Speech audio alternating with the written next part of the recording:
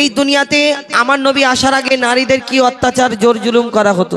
নারীদেরকে এক একটা পুরুষ আগে বলতো না, ছোটবেলায় আমরা শুনেছি আমার নবী আসার আগে নারীদেরকে হত্যা করা হতো, মাটিতে পুঁতে মারা হতো। কেন বলুন তো? তখন তো একটা রীতি রেওয়াজ ছিল, নারীদের সম্মান করতো না, এক একজনা 13টা 14টা করে বিয়ে করতো। আবার কেউ ইচ্ছে যেত রাখতো, কেউ দাসী বানিয়ে রাখতো, কেউ ছেড়ে দিত। এবং কোন পুরুষ কোনো বেটা ছেড়ে চাইবে যে আমার মেয়ে অন্যজনের দাসী হয়ে থাকবে? কেউ চাইবে না। মনে করতো তাহলে ইজ্জত চলে যাবে, আমি ওর কাছে নত হয়ে যাব, আমার মেয়ে ওর দাসী হয়ে থাকবে, তাহলে কি হবে? আগে থেকে তাকে মেরে ফেলে দাও, তাহলে আর সম্মানটা যাবে না। কিন্তু আমার নবী আসার পরে এই দুনিয়াকে বোঝালো এই দুনিয়াতে যে নারীদের কি সম্মান, কি ইজ্জত, কি কদর। কিন্তু আমরা সেই নবীর উম্মত, সেই নবীর কলমা পড়ি, কিন্তু এই দুনিয়াতে আর তার আগে ঘরের মতো আমরা সেই চিন্তা ভাবনাতে চলি। অনেকজনা নারীদের অত্যাচার করে, মারধর করে, কিন্তু এই দুনিয়াতে আমার নবীর উম্মত হয়ে আমরা এটা কেমন করে করতে পারি? কবি সেই সম্পর্কে অতি মূল্যবান কথাই লিখছে, দেখুন। নারী জগতের জান রে, নারী আধা ঈমান রে, নারী জগতের জান রে, নারী আধা ঈমান রে, বলে গেছেন মোর দয়ার নবীজি করো নারীর সম্মান রে, বলে গেছেন মোর দয়ার নবীজি করো নারীর সম্মান রে। নারী জগতের জান রে, নারী আধা ঈমান রে, বলে গেছেন মোর দয়ার নবীজি করো নারীর সম্মান রে, বলে গেছেন মোর দয়ার নবীজি করো নারীর সম্মান রে। নারী জগতের জান রে, নারীকে কেউ কখনো নিজের গোলাম ভেবো না, নারী ছাড়া এই দুনিয়ায় কেউ আসতে পারে না। নারী যদি হয় মূর্খ পিছিয়ে যাবে সমাজ, পুরুষের উন্নতিতে থাকে গো নারীদের হাত, পুরুষের উন্নতিতে থাকে গো নারীদের হাত। বলে রাব্বানা সুখ পাবে না, বলে রাব্বানা সুখ পাবে না, করলে নারীর অপমান রে। নারী জগতের জান রে, নারী আধা ঈমান রে, বলে গেছেন মোর দয়ার নবীজি করো নারীর সম্মান রে। আমাদের ঘরে কোনো মেয়ে যদি শ্বশুর বাড়ি কষ্ট পায়, আমাদের কি কষ্ট হয় না? আমাদের মেয়েটা কি জ্বালা যন্ত্রণায় আছে, শাশুড়ি মারছে, বর মনে ধরে মারধর করছে। আমাদের ঘরে মেয়েরা যখন কষ্টতে থাকে আমাদের বুকটা ফেটে যায়, মনটা কষ্ট হয়। কিন্তু তুমি যদি অন্য কারোর মেয়েকে এনে ধরে মারো, তার বাপ মার মনে কষ্ট হয় না? এটা কোনোদিন ভাবো না? কবি ছন্দের মাধ্যমে আরো কি লিখছে, দেখো। আমার ঘরের মেয়ে যদি শ্বশুর বাড়ি কষ্ট পায়, মা বাপের মনটা কাঁদে আর বুকটা ফেটে যায়, মা বাপের মনটা কাঁদে আর বুকটা ফেটে যায়। পরের মেয়েকে আমরা দি জ্বালা যন্ত্রণা, পরের মেয়েকে আমরা দি জ্বালা যন্ত্রণা, নিজের অন্যায় চেপে রেখে বলি বৌমা ভালো না, নিজের অন্যায় চেপে রেখে বলি বৌমা ভালো না। যারা পরের ভেবে কষ্ট দেবে, পরের ভেবে কষ্ট দেবে, তারা নয় ভালো ইনসান রে। নারী জগতের জান রে, নারী আধা ঈমান রে, বলে গেছেন মোর দয়ার নবীজি করো নারীর সম্মান রে। নারী জগতের জান রে। এই দুনিয়াতে আমাদের মা বাপে মায়ের পায়ের তলায় সন্তানের জান্নাত, এটা আমি জানি। আমি পুরুষ, আমি বেটা ছেলে, আমার মায়ের খেদমত যদি করতে করতে সারা জীবন পার করে দিই, আমার মা যদি খুশি হয়ে যায়, রাজি হয়ে যায় আমার খেদমতে, আল্লাহ আমার জান্নাতের রাস্তা খুলে দেবে, জান্নাতের রাস্তা আমার সোজা থাকবে। কিন্তু আমরা কোনোদিন ভাবি যে আমি ছেলে, আমি তো সারা জীবন মায়ের খেদমত করতে পারবো। একটা মেয়ে সারা জীবন ঘরে থাকতে পারবে না? পারবে না। ওই 15 বছর, 20 বছর, 25 বছর বিয়ে হয়ে যাবে, শ্বশুর শ্বশুর বাড়ি চলে যাবে, কিন্তু এই মায়ের খেদমত করে জান্নাতে যাবার রাস্তা, এটা কি একটা নারীর জন্য নেই? আছে, কিন্তু আমরা সেই চিন্তা ভাবনা করি না। ও নারী শুনে রাখো, ওই বিয়ের পরে তোমার মায়ের পায়ের তলায় যেমন জান্নাত, তোমার ওই তুমি যখন শ্বশুর বাড়ি যাবে, তোমার স্বামী হলো তোমার জান্নাত, তোমার স্বামী হলো তোমার জাহান্নাম। যদি তুমি স্বামীকে রাজি খুশি করতে পারো, মায়ের মতো যদি তোমার স্বামী মরণ পর্যন্ত যদি রাজি থাকে, খুশি থাকে, তোমার স্বামী যদি তোমার জন্য দোয়া করে, আল্লাহ তোমার জান্নাতের রাস্তাকে সোজা করে দেবে।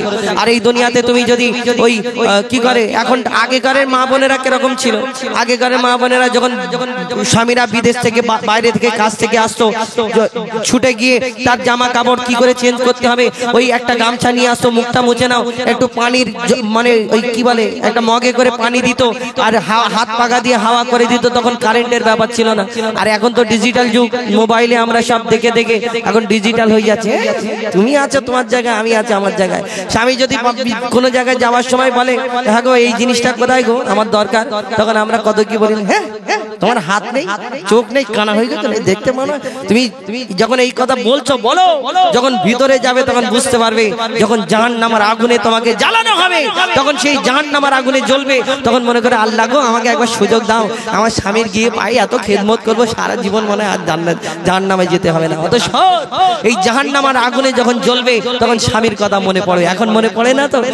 কবি ছন্দের মাধ্যমে শেষ কথায় আরো কি লিখছে দেখো, মা বোনেদের কাছে করি আমরা আবেদন, মা বোনেদের কাছে করি আমরা আবেদন, তোমার পিতা আর স্বামী পাবে সম্মান, ভালো হলে তোমার চাল চলন, তোমার পিতা আর স্বামী পাবে সম্মান, ভালো হলে তোমার চাল চলন, যতই থাক না তোমার আমল, যতই হও না পরহেজগার, মইদুল ইসলাম বলে যায় তোর সব কিছু বেকার, মইদুল ইসলাম তোর সব কিছু বেকার। কেন? স্বামীর মনে কষ্ট দিলে, স্বামীর মনে কষ্ট দিলে যাবি সোজা জাহান্নাম রে, নারী জগতের জান রে, নারী আধা ঈমান রে, বলে গেছেন মোর দয়ার নবীজি করো নারীর সম্মান রে, বলে গেছেন মোর দয়ার নবীজি করো নারীর সম্মান রে, বলে গেছেন মোর দয়ার নবীজি করো নারীর সম্মান রে। সুবহানাল্লাহ, সুবহানাল্লাহ, क्या बात, क्या बात। চলো নারীর সম্মান ইজ্জত আল্লাহ পাক দেবে। আমার মা বোনেরা অনেক বসে আছে এখানে, বিশেষ করে বলেই দিল যে স্বামীর পায়ে জান্নাত। স্বামীর পায়ে কি জান্নাত দেখতে যাবে? একদিন মাওলানা সাহেব মিলাদ করছে, জানো তোমরা নারীরা তোমাদের জান্নাত কোথা? বলে স্বামীর পায়ের তলায়। মিলাদ শুনতে শুনতে চলে গেছে ঘরে, যে নোমপুর যাইলিয়ে স্বামীর পায়ের কাছে খালি ঘুরঘুর ঘুরঘুর ঘুরঘুর করে। স্বামী নাইট জেগে শুয়েছিল, এই কি হলো রে, তুই নোমপুর যাইলি রে ঘুরঘুর করছিস কেন? বলে আরে মোল্লাজি বললো নাকি স্বামীর পায়ের জান্নাত, তো তোমার পায়ে জান্নাত দেখতে এসছি। বলে তোমার পায়ে এত কাদা লেগে আছে, জান্নাতটা কোথায় আছে রে বাবা? তো এই হলো ব্যাপার। তো চলো আমাদের প্রায় আবুল কালাম সাহেব, আমি অনুরোধ করব তারা দুইট কালাম গাইবে, পেশ করবে।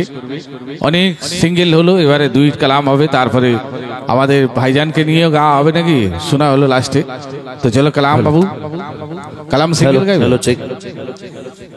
সিঙ্গেল হবে ইনশাল্লাহ, আর 10-15 মিনিট মতো আমরা চালাবো ইনশাল্লাহ। এখন 2:30 বেজে গেছে, 2:45 দিকে শেষ করে দেবো, কেন ঠান্ডা কুয়াশা পড়ছে, আর এমনি আবহাওয়া খুব একটা ভালো নয়। হ্যাঁ হবে ইনশাল্লাহ, 4 জন মিলে হবে তো একটা। হ্যাঁ 4-5 জন মিলে শেষ বাজল, মোবাইলটা 5 জন ওয়াইদা। চলো আবুল কালাম সাহেব খেলছে সে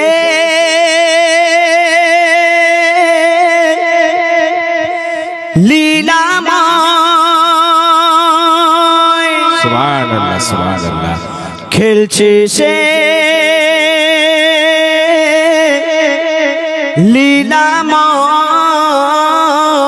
লীলাময় খেলছে সে খুশিতে প্রেমেরই খেলা এসেছে দুনিয়াতে আরো শের দুলা তাই সেজেছে বাসর এই জমিন ও আসমান হুর তো সেজেছে যেন পালকিতে দুলহা খেলছে সে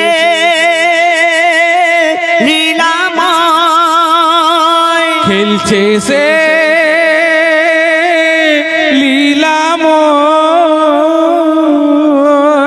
ইশকে দিবানা হয়ে পারওয়ানা আগুনে দেয় ঝাপরে হয়ে দিওয়ানা হও খাঁটি সোনা গোনা হবে মাপরে কত যে মধুময় প্রিয় নবীজির নাম জপিলে নিভে যায় না রে জাহান্নাম তাই নবীজির ইশকে কুরবান মুসলমান কারবালায় দেখে নাও তার জ্বলন তো প্রমাণ খেলছে সে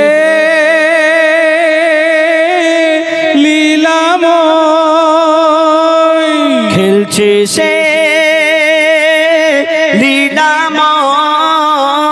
লীলাময় क्या बात है সাফা ও মারওয়া গারে ঘেরা পুলকিত ওই মক্কা নগর নূর করে ঝিলমিল ফারিস্তা জিবরিল দিচ্ছে সবাকে শুভ খবর ও দিল সাদিকে আরো শের হিলাল আব্দুল্লাহ দুলারা আমিনার দুলাল জমজমের পানিতে আজ উঠেছে তুফান খানায়ে কাবাতে আজ হইবে আজান খেলছে সে